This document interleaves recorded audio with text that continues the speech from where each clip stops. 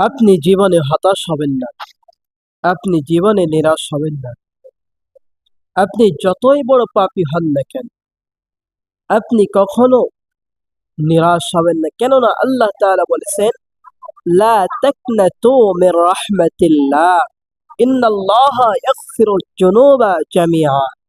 আল্লাহ তাআলা বলেছেন, বান্দা তুমি আমার রহমত থেকে নিরাশ হইও না। এই জন্য যতই বড় পাপ আপনি করেন না কেন, আপনি যদি চোখের এক ফোঁটা পানি ছেড়ে ভোর রাত্রে বেলা তাহাজ্জুদের নামাজে আপনি যদি আমার আল্লাহকে স্মরণ করেন, আল্লাহর কাছে অনুতপ্ত হয়ে বলেন, আল্লাহ জীবনে যত গুনাহ করেছি মালিক, আপনি সমস্ত গুনাহগুলো মাফ করে দেন মাওলা, এই গুনাহ আমি আর জীবনে করব না।